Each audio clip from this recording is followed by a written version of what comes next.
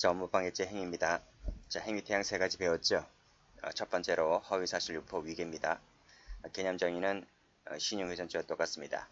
자, 사례를 보면 동종에 유사한 상호, 상표를 쓴다는 것, 대학 입시 지원할 때 동생 이름을 가정해서 대리시험 치른다는 것, 이런 것들이 업무방해죄가 될 수 있습니다. 이 대리시험 같은 경우에 사립을 말합니다. 국립 같은 경우는 공부집행방해죄가 되죠. 자, 밑에 판례 위계에 대한 개념적이 나와주고 있습니다. 밑에 오인 착각 부지를 일으키게 한다. 그래서 이를 이용한다. 이렇게 정의 내리고 있고, 그래서 상대방이 이에 따라 그릇된 자, 오인 착각 부지 밑줄 그시고 검은색으로. 자, 그 밑에 그릇된 행위나 처분을 하였다. 그릇 동그라미 치시고. 그러면 위계를 썼다는 것입니다.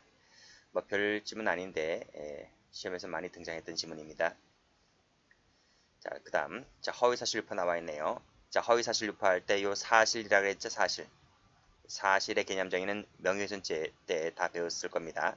사실을 말하기 때문에 단순한 의견, 그 다음에 가치 판단은 사실이 아니므로 여기서 빠지죠. 자, 그런데 중간을 보시면 이 사실 적시와 의견 표현이 혼재되어 있을 때는 어떻게 할 것이냐, 이 부분입니다. 판례는 전체적 동그라미. 전체적으로 봤을 때 허위사실 유포하여 업무 방해한 것인지 아닌지를 놓고 판단하는 것이지. 자, 파란색 드시고 분리해서 별개로 판단한 다음 틀립니다. 위치 그시고 X. 아직 출제가 안 됐는데 나올 수도 있어요.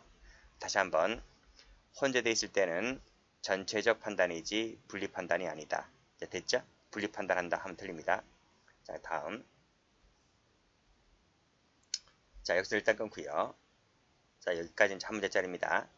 자, 또 허위사실 유포라고 했을 때 이 허위 개념인데요. 이 허위라고 하는 것은 반드시 기본적 사실이 허위여야 한다 하면 틀립니다. 그럴 필요까지는 없고, 자, 기본적 사실은 진실이라 할지라도, 자, 이에 거짓이 덧붙여져서 업무를 방해할 위험성이 존재한다면 이것도 허위사실 유포로 봐서 업무방해가 된다는 것이죠. 자, 이것도 좀 봐두시고요. 그래서 여기서 이에 거짓이 덧붙여졌다 동그라미. 됐나요? 자, 정리를 해두세요. 자, 여기까지 일단 또 한 문제짜리. 자, 됐고, 또 있습니다. 자, 중요한 부분이 객관적 사실과 합치되고 세부적으로 약간의 차이가 있거나 다소 과장이 된 표현이 있을 정도에는 여기에는 포함되지가 않는다. 이것은 했죠? 자, 했기 때문에 중간 부분, 그 마지막 부분 좀 봐두시면 되겠습니다. 자, 다음 허위사실 유포할 때 당연히 기본적 사실이 허위이면 당연히 허위사실 유포가 되죠. 일단 동그라미 1번. 두 번째는 기본적 사실은 허위가 아닙니다. 그렇죠? 위랑 똑같잖아요. 그렇죠? 여기랑 똑같죠? 자, 기본적 사실은 허위가 아니지만 이에 허위 사실이 상당 정도 부과시킴으로써 업무 방해할 위험성이 존재한다면 이것도 허위사실 유포라고 본다는 것입니다. 자, 동그라미 2번 하세요. 그래서 문제 어떻게 나올 수 있습니까? 기본적 사실이 허위여야만 한다 하면 틀려요. 여기도 마찬가지로 기본적 사실은 진실이라 할지라도, 그쵸? 허위 사실이 상당한 정도 부과되면 허위 동그라미 치시고, 이것도 업무 방해가 될 수가 있다는 것입니다. 자, 그래서 색깔 한번 칠해볼게요. 여기 색깔 치시고, 여기 색깔 치시고, 그러면 돼요. 자, 그 밑에 건 똑같습니다. 자, 그 다음 거 보죠. 자, 위계에 대한 개념적인 설명하고 있죠. 자, 보세요. 잘 보셔야 돼요. 컴퓨터 등 정보 처리 장치에 정보를 입력했습니다. 그 입력된 정보를 바탕으로 업무 담당하는 사람이죠. 사람입니다. 이 담당하는 사람의 오인 착각 부지를 일으킬 목적으로 행해졌을 때 위계가 될 수 있다. 이때 조심할 것은 이것이 위계에 의한 업무방해죄, 여기 위계에 의한 업무방해죄인 것이지 컴퓨터 업무방해죄 하면 틀려요. 자, 뒤에서 배우겠지만 컴퓨터 업무방해죄의 객체는 컴퓨터 등입니다. 컴퓨터이고 위계에 의한 업무방해죄의 객체는 사람이에요. 사람. 그래서 이 두 번째 지문을 잘 읽어보시면 컴퓨터 등 정보 처리 장치를 객체로 것이 아니라 이 사람을 객체로 것이거든요. 그렇기 때문에 이것은 위계에 의한 업무방해죄인 것이지 컴방하면 틀립니다. 됐고, 그 다음, 자, 일단 끊어보세요. 자, 그 다음은 뭐 쉽죠? 자, 위와 같은 행위로 말미암아 오인 착각 부지를 일으킨 바가 없다. 그쵸?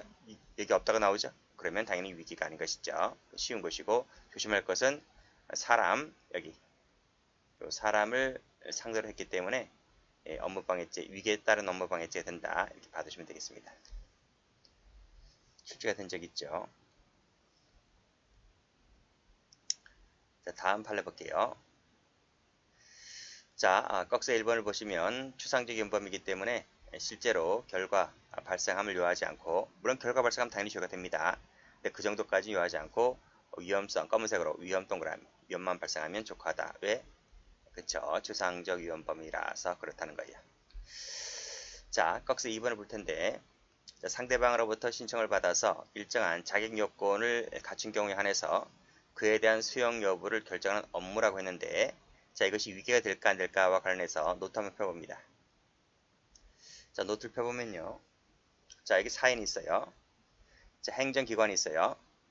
자, 허가 신청을 하는데, 이 허가 신청할 때 뭐 서류를 낼 것 아니겠습니까? 그 서류를 낼 때 이 사람이 조작합니다. 즉, 위계를 쓴다는 것이죠. 자, 이 위계를 썼다고 해서 무조건 다 위계에 의한 업무방해죄가 된다면 틀립니다. 자, 판례는 이 행정기관이 일정한 자격심사의 적격 여부를 할 수 있는 심사권이 있다.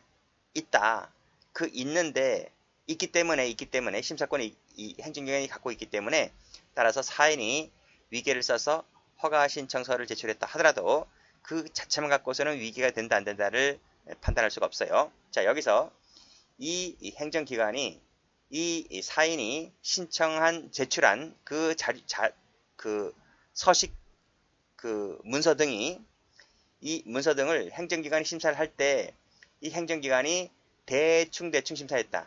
대충 불충분하게 심사를 했다면 그 잘못은 사인보다는 행정기관 잘못이 더 크잖아요. 그렇기 때문에 그때는 이것은 위계에 의한 업무 방해죄가 될 수가 없다는 구조입니다. 이 논리는 저 뒤에 가면 공무집행 방해죄 할 때도 똑같이 구조가 똑같아요. 거기서 위계에 의한 공무집행 방해죄가 있거든요. 구조가 똑같다는 거예요. 그때는 이 행정기관이 뭐로 바뀌는 거예요? 국공립기관으로 바뀌는 거예요. 자, 다시 사인이 위계에 의한 이 서류 등을 제출했을 때 이 행정기관이 심사권을 갖고 있는데 그 심사를 할 때 충분하게 심사를 했어요. 충분하게 심사를 했다면 이 행정기관 잘못은 없는 거야. 그쵸? 충분하게 심사를 했는데 이것이 위계에 조작된 것임을 발견하지 못했다고 한다면 그 잘못은 이 사인이 더 큰 것이죠. 그렇기 때문에 따라서 그때 그 탓은 누구 탓으로 돌린다? 이 사인의 탓으로 돌린다. 그래서 이것은 위계를 썼다. 이렇게 보는 것이죠. 그래서 죄가 되고 안 되고의 문제는 이 행정기관이 심사권을 행사를 할 때에 충분하게 심사를 했느냐, 불충분하게 심사를 했느냐에 따라서 죄가 여부가 달라진다는 것을 꼭 좀 정리해 두시면 되겠습니다. 자, 그러면 다시 꺽쇠 2번을 볼게요.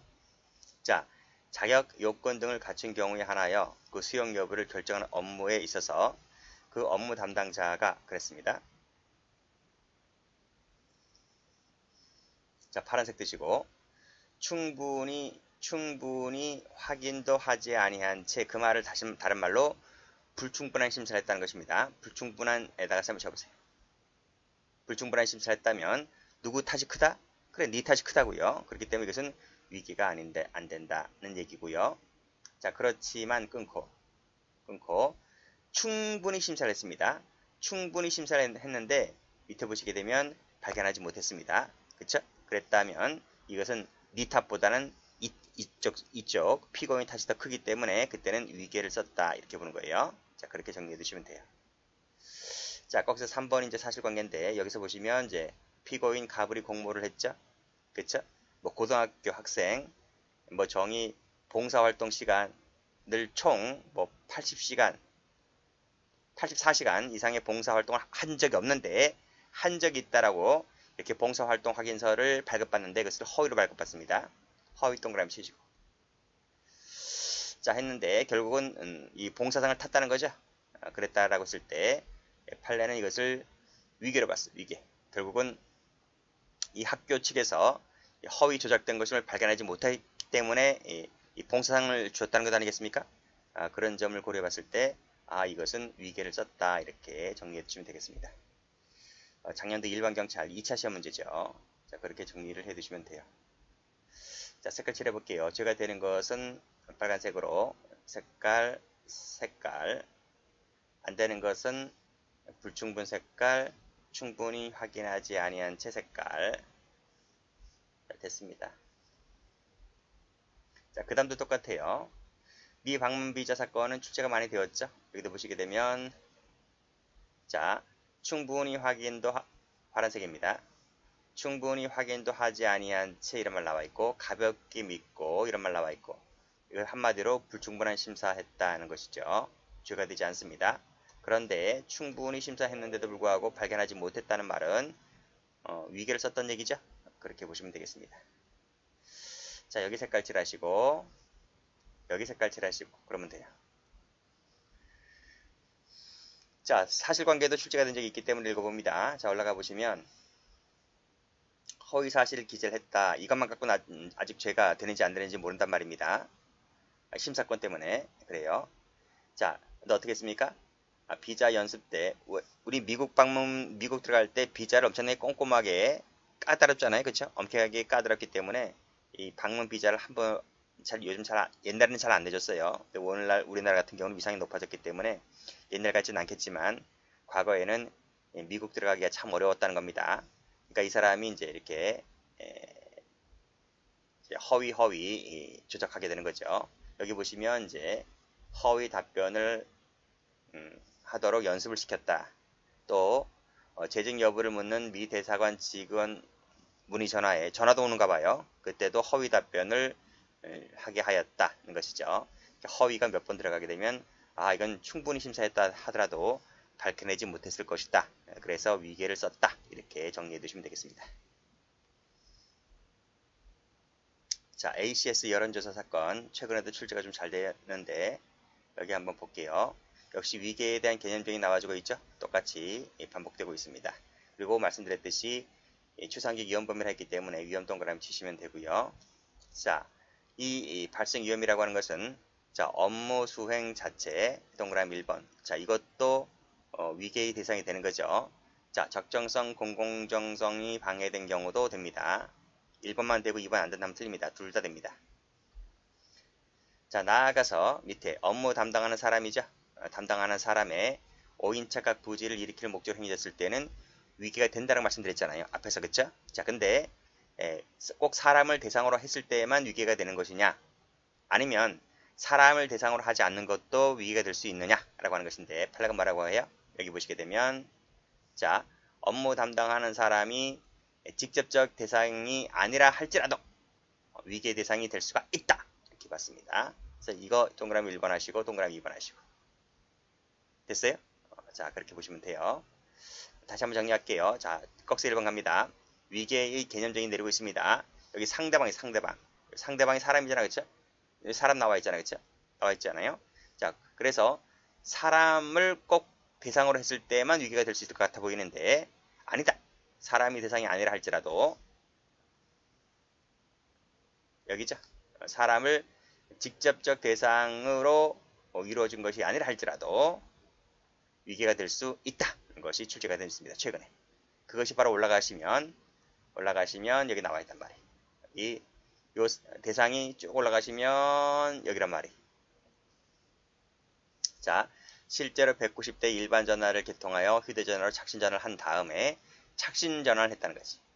착신 전화를 했다는 거죠. 동그라미 쳐보세요. 빨간색으로. 그래서 ACS 여론조사에서 특정 후보를 지지하는 내용에 응답하게 하였다. 이렇게 보시면 됩니다. 자, 이것은 뭐다? 우리 그 투표할 때 지켜져야 하는 4대 원칙 있잖아요. 직접 투표, 비밀 투표, 뭐 이런 거 있잖아, 그치? 그 부분에 있어서 이 착신 전환을 해가지고 다른 사람이 받는 거야. 그래서 다른 사람이 이제 누구를 지지하는 식으로 이렇게 그 하잖아요. 그치? 특히 이제 여당, 야당 그 당대표 선거할 때 그래. 그랬을 때 이것이 위계다라고 하는 것입니다. 자기가 직접 투표 위반됐다는 거야. 직접 투표 위반됐기 때문에 위계에 따른 업무 방해죄가 되는 것이다. 이렇게 봤습니다. 그래서 여기다 색깔 칠해볼게요. 이것은 왜 죄가 된다고요? 직접 투표 위반이다.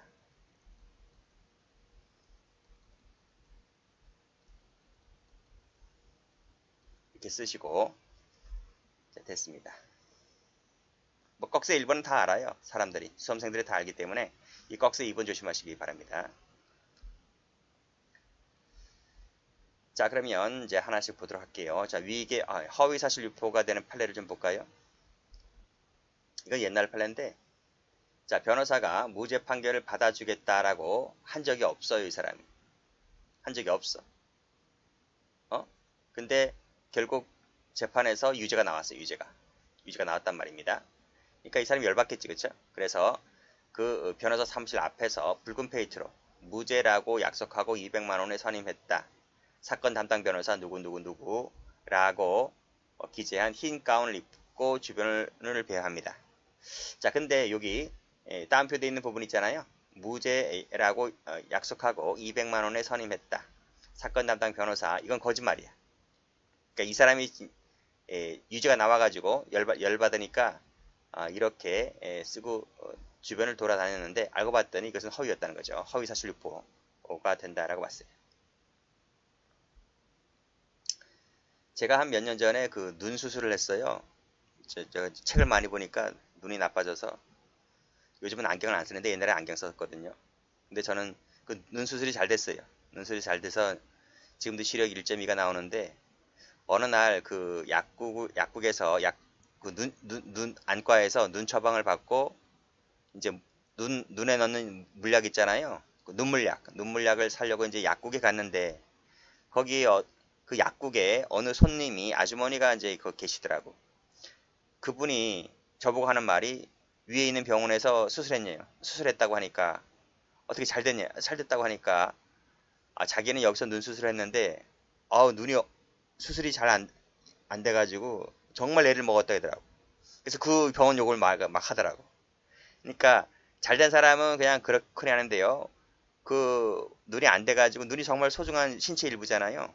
그러니까 그 병원장 자기 눈 수술했던 사람에 대해서 악감정을 갖고 있더라고. 그렇잖아요. 그러니까 이제 그 주변에 와가지고 괜히 그날도 그분은 뭐 이렇게 약 사러 온 건 아닌 것 같은데 주변 근처에서 이제 막 욕을 하고 다니는 거야. 그렇잖아요. 그러니까 이 사람처럼 이렇지는 않았는데 그러니까 이 사람은 이제 뭐 이제 형사 사건이다 보니까 그치 형사 사건이다 보니까 뭐 정말 열받아가지고 이렇게 한 것처럼 보이는데 어쨌든 이렇게 흰 가운을 입고 막 주변 서성해서 그 변호사의 업무를 방해하면 죄가 될 수 있다는 것이죠. 물론 이제 그 아주머니는 이렇게까지는 안 했어요. 그냥 뭐 손님들이랑 얘기하다가 그렇게 한마디 한 것뿐인에서 불과하지만 도가 너무 지나친 것이죠. 이건 죄가 된다 이렇게 봤습니다. 여기서는 그러니까 보세요. 첫 번째 줄도 보시면 무죄 판결 받아주겠다고 했는데 그렇게 한 적도 없습니다. 이 자체가 바로 허위사실 유포라는 거지. 그래서 색깔을 약속한 적이 없다. 여기다 동그라미 치시면 될 것 같아요. 됐어요? 자, 그 다음도 보시면 여기도 피해자가 대표이사인 회사의 소방사업부장이 직원들에게 허위 동그라미 쳐보세요. 사실 유포하는 등의 방법으로 사표를 제출받았다. 그렇죠? 이게 허위사실 유포라는 거지. 그러니까 직원들에게 말하기는 뭐 진실을 얘기했겠죠. 진실을 얘기한다고 해서 얘기했겠지. 결국 사표를 받았는데 알고 보니까 이게 다 뻥이었다는 거지. 그래서 이 직원들이 소방사업본부장을 고소했던 사건입니다. 그랬을 때 이건 허위였다라고 하는 것이 밝혀졌죠. 그렇게 보시면 되겠습니다. 자, 그 다음부터는 쉬었다 할게요.